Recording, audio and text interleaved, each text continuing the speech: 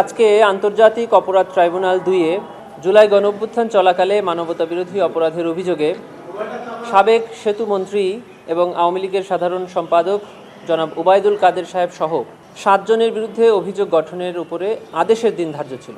মাননীয় ট্রাইব্যুনাল এই 7 জনের বিরুদ্ধেই অভিযোগ গঠন করেছেন।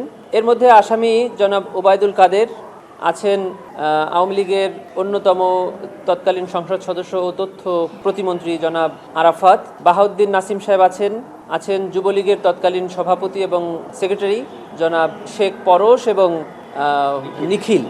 আছেন ছাত্রলীগের তৎকালীন সভাপতি জনাব সাদ্দাম এবং সেক্রেটারি ওয়ালি আসিফ ইনান। এই 7 জনই পলাতক আছেন। অতএব পলাতক থাকায় তাদেরকে অভিযোগ পাঠ করে শোনানো যায়নি। অতএব ওনারা দোষী কিংবা নির্দোষ এটা বলারও অপেক্ষা রাখে না, বলাই বাহুল্য।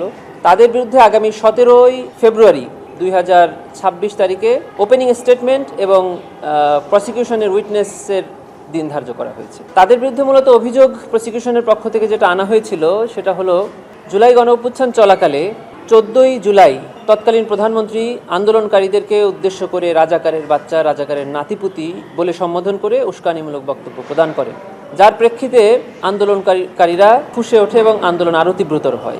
এই উস্কানিমূলক বক্তব্যকে সমর্থন করে জনাব ওবায়দুল কাদের সারা দেশের ছাত্রলীগ যুবলীগকে আরও উস্কানি এবং নির্দেশনা প্রদান করেন, যার প্রেক্ষিতে ঢাকা বিশ্ববিদ্যালয় সহ সকল শিক্ষা প্রতিষ্ঠানে আন্দোলনকারীদের উপরে হামলা হয়।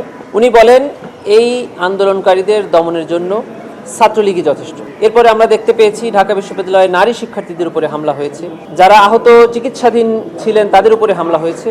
এর পরদিন 16 তারিখ আবু সাঈদ শহীদ হন এবং চট্টগ্রামে ওয়াসিম সহ সারা দেশে 6 জন আন্দোলনকারী শহীদ হন।